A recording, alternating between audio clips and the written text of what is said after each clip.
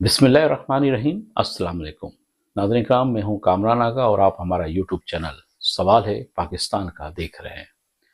नाज़रीन इकराम, कुछ पाकिस्तानियों ने बैरून ममालिक जाकर ऐसे काम किए कि पाकिस्तान की दुनिया भर में बदनामी हो रही है। दूसरी खबर जिस पे आज बात करेंगे कि कराची के जो ताजिर हैं, बिजनेसमैन हैं, बिल्डर्स हैं, भत्ताखोरों से परेशान हो गए और उन्होंने प्रेस कॉन्फ्रेंस में क्या कहा ये बताएंगे। मगर उससे पहले आपसे रिक्वेस्ट है कि अगर आपने हमारा चैनल सब्सक्राइब नहीं किया तो प्लीज़ इसे सब्सक्राइब कर लें और बेल आइकन के बटन को भी प्रेस करें। बहुत शुक्रिया।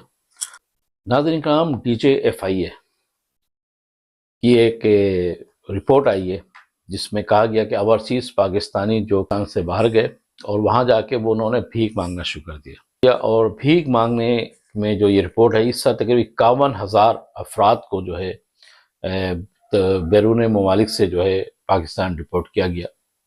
उन्होंने अपने मुल्क से इन भिखारियों को निकाला कि तुम काम करते नहीं हो, भीख मांगते हो। सिर्फ सऊदी अरब ने 24,000 से ज़ायद पाकिस्तानियों को डिपोर्ट किया भीख मांगने पर।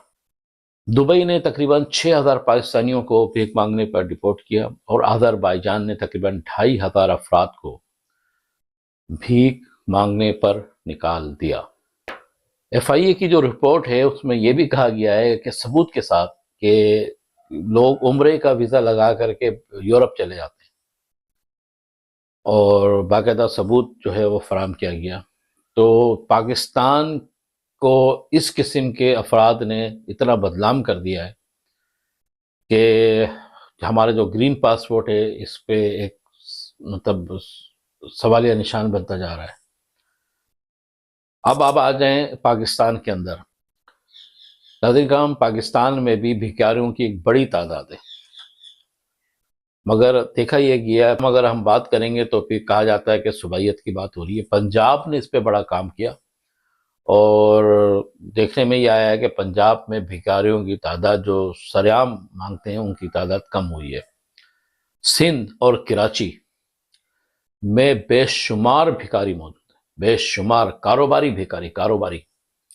और इनको सरपरस्त कौन कर रहा है?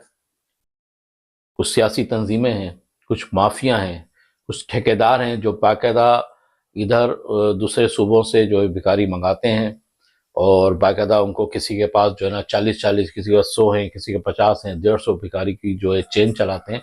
बाकायदा एरिया लिया गया है और ये कहने की ज़रूरत नहीं है कि हमारे पुलिस को ये पता नहीं है। तो आप देख लें, भिखारियों को सबसे बड़ा सपोर्ट और किसने किया? माजरत के साथ, बहुत माजरत के साथ, इन NGOs ने, जो दस्तरखान लगा के इन्होंने जो ना शुरू किए हुए काम। भिखारियों को प्रमोट कौन कर रहा है? ये दस्तरखान। कराची शहर में इतने भिखारी मौजूद हैं और अभी तो रमज़ान का सीज़न आने वाला है। आप देखेंगे फुटपाथों पे जो है खाना बदोशों की लाइन लग जाएगी। जो साहिब हैसियत अफराद हैं जो रमज़ान में राशन और दीगर चीज़ें निकालते हैं, किसी ने अगर राशन की एक गाड़ी खड़ी कर दी तो उसमें धावा बोल दिया जाता है। उन गाड़ियों पे रमज़ान के महीने में इनकी तादाद बहुत बढ़ जाती है। सिंध हुकूमत इस सिलसिले में कोई ऐसा इकदाम नहीं कर रही इन भिखारियों के हवाले से। भीख मांगना जो मुस्तहिक अफराद हैं वो बेचारे इन कारोबारी लोगों की उसमें जो है वो बेचारे जो है ना पिस जाते हैं। तो कोशिश करें कि मुस्तहिक अफराद को ही मदद की जाए, भिखारियों की नहीं।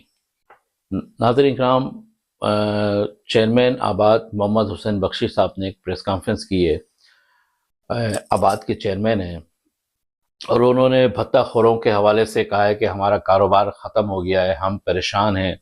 हमने कई इदारों से मीटिंग की, उनको खतूत लिखे, मगर इन भत्ताखोरों पे काबू नहीं पाया गया। रेड वारंट जो है वो वफाक जारी नहीं करता, क्यों नहीं करता, इस पर भी उन्होंने बड़ी बातें की हैं। जो ये प्रेस कॉन्फ्रेंस की गई है इस पर एक बड़ा एक सवालिया निशान बन गया है सिंध हुकूमत पे, वफाक पे और दीगर लोगों पे कि ये एजेंसियाँ हमारी कर क्या रही हैं। जो कारोबारी हजरात हैं उनको भत्ते की پرچیاں مل رہی ہیں ان پہ فائرنگیں ہو رہی ہیں، بہت سے ایسے واقعات ابھی گزشتہ روز بھی ہوئے ہیں۔ تو بھتہ خوروں کے خلاف جو ہے یہ تاجر اور سرمایہ دار جو ہیں یہ پریس کانفرنس انہوں نے کی ہے، اور ان کا کہنا تھا کہ اگر حکومت 10-15 دن میں ہمارے ان بھتہ خوروں کو نہیں پکڑتی تو ہم دھرنے دیں گے، چاہے وہ سی ایم ہاؤس میں ہو یا دیگر جگہوں پہ ہو گئے۔ اب دیکھنا یہ ہے کہ سندھ حکومت اور وفاق جو ہے اس سلسلے میں کیا کردار ادا کر سکتی ہے، ہماری ایجنسیاں کیا کردار ادا کر سکتی ہیں ان بھتہ خوروں کے خلاف، ان ڈکیتوں کے خلاف۔ شہری جو ہے وہ لوٹ جاتے ہیں، گھر سے نکلتے ہی، گھر پہنچنے کے بعد لوٹ جاتے ہیں۔ آپ کسی جگہ اکیلے کھڑے ہی نہیں ہو سکتے کہ یہ دہشت گرد آ جاتے ہوں کسی وقت، جو ہے یا تو آپ کو مار دیں گے یا آپ کو لوٹ لیں گے۔ یہ ایک بڑی تشویشناک جو ہے پریس کانفرنس تھی کہ کراچی جیسے شہر میں کاروباری حضرات کو کاروبار نہیں کرنے دیا جاتا، بھتے مل جاتے ہیں، ڈکیت آ جاتے ہیں، لا اینڈ آرڈر کی سچویشن اتنی خراب ہے۔ آپ نے کیمرے تو اتنے لگا دیے کیونکہ آپ کو کہیں سے معاملات ہیں اور آپ کو دینے ہیں وہ پیسے، ٹارگٹ پورے کرنے ہیں، مگر خدا کے لیے آپ شہریوں کی جان و مال کو تو تحفظ کو تو یقینی بنائیں۔ جو سرمایہ دار جو ایک دکان لگا کے اپنی پوری جمع پونجی سے ایک دکان لے کے بیٹھا اس کو تو محفوظ کریں، اس کو تو تحفظ دیں۔ ہمارے طالب علم بیچارے کس طریقے سے اپنی پڑھائی کر رہے ہیں، نوکریاں کرتے ہیں، پارٹ ٹائم جاب کرتے ہیں، ان کو لوٹ لیا جاتا ہے، ان کے موبائل لوٹ لیا جاتا ہے، کس طریقے سے وہ بیچارہ اپنے گھر کی کفالت کر رہا ہوتا ہے، مگر آپ کو تو پرواہ ہی نہیں ہے۔ آپ کو کیا پرواہ ہے؟ آپ کے بچے باہر ہیں، آپ کے بزنس چل رہا ہے، آپ کے پروٹوکول میں 12-14 گاڑیاں چلنی ہیں، گارڈز رکھے ہوئے ہیں، آپ کو تو پتہ ہی نہیں ہے نا کہ عام آدمی زندگی کیسے گزارتا ہے، مگر ایک عدالت اوپر بھی لگے گی۔ ناظرین کرام، لیاری کے حوالے سے بھارتی فلم دھرندر کا بڑا چرچا ہے، اور پیچھے ولاگ میں نے دھرندر کے حوالے سے تفصیل سے بات کی تھی۔ اب جو پیپلز پارٹی کی جو ساکھ متاثر ہوئی ہے، اور خصوصی طور پہ جو شہید رانی بے نظیر بھٹو صاحبہ کی تصاویر اور ریلی اور جلسے اور جھنڈے وغیرہ دکھائے گئے ہیں، اس سے پیپلز پارٹی پہ پوری دنیا میں ایک سوالیہ نشان بن گیا ہے۔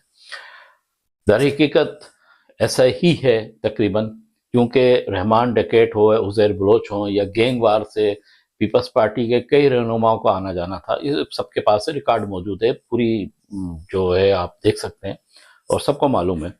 ان کے گھروں میں میٹنگ ہوتی تھی، کھانے ہوتے تھے، بہت سارے معاملات تھے۔ ایک بہت بڑا ایشو پہلے بھی اٹھاتا تھا، ادھی کے ساتھ تصاویر تھیں عزیر خان بلوچ صاحب کی اور دیگر کی، تو یہ نبیل قبور صاحب کے حوالے سے بہت ساری باتیں ہوئی تھیں۔ اس کے علاوہ کئی رہنما ہیں، ایک رہنما جو زرداری صاحب کے جو 10 راز سمجھے جاتے تھے، ذوالفقار مرزا صاحب، ان کی تقاریر موجود ہیں سوشل میڈیا پہ۔ بہرحال ان لوگوں سے تعلق تو رہا ہے، کیونکہ پیپلز پارٹی کا ووٹ بینک لیاری میں ہی تھا، اور لیاری کو پیپلز پارٹی کسی صورت جو ہے نا دوسری جماعتوں کو نہیں دینا چاہتی تھی۔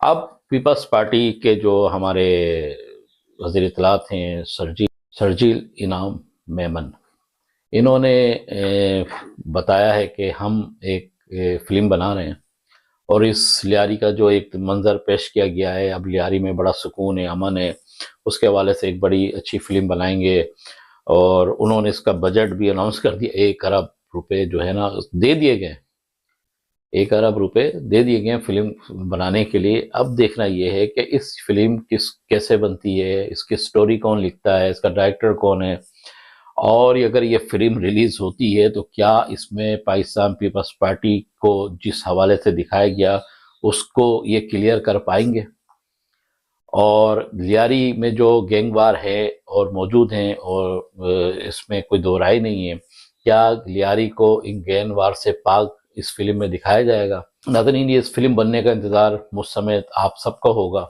کہ پاکستان پیپلز پارٹی کے جو رہنما ہیں شرجیل انعام میمن صاحب، انہوں نے جو اعلان کیا ہے، تو یہ فلم کس حد تک کامیاب ہوتی ہے، کیسے بنتی ہے، اور کب ریلیز ہوگی، اس کے ریلیز کا ہم کو انتظار رہے گا۔ دیکھنا یہ ہے کہ فلم کب تک ریلیز ہوتی۔ 6 ماہ کا ٹائم دیا ہے، مگر دیکھتے ہیں کہ 6 ماہ تک یہ فلم ریلیز ہوتی ہے، اور یا فلم ہوتی ہے یا ڈاکومنٹری ٹائپ کی چیز بن جاتی ہے، اور یہ جو 1 ارب روپے جو مختص کیے گئے ہیں یہ من پسند افراد میں جاتے ہیں یا واقعی فلم پہ ہی لگتے ہیں، اور پاکستان کی ساکھ کو جو ہے بہتر کیا جا سکے، پاکستان کے حوالے سے جو اینٹی اس بھارتی فلم میں دکھایا گیا، کیونکہ بھارت نے ہمیشہ پاکستان کے اینٹی کام کیا ہے، پاکستان کے مخالف فلمیں بنائی ہیں، اس سے پہلے بھی کئی فلمیں آ چکی ہیں بھارت کی طرف سے، اور بھارت کا تو کام ہی ہے پاکستان کے حوالے سے جو ہے نا پروپیگنڈا کرنا اور دیگر معاملات کرنا۔ بھارت کی اس فلم میں کئی ایسے جملے ہیں، کئی ایسے کریکٹر ہیں جن کا حقیقت سے کوئی تعلق نہیں ہے، مگر وہ چیزیں انہوں نے ڈالی ہیں کیونکہ ان کی عادت ہے، انہوں نے یہ کرنا ہے۔ اب دیکھنا یہ ہے کہ یہ جو فلم بننے جا رہی ہے، اس فلم میں بھارت کو کیا منہ توڑ جواب دیا جاتا ہے، اس سب کا ہم کو انتظار رہے گا۔ اپنا بہت خیال رکھیے گا، کیونکہ سوال ہے پاکستان کا۔ پاکستان زندہ باد۔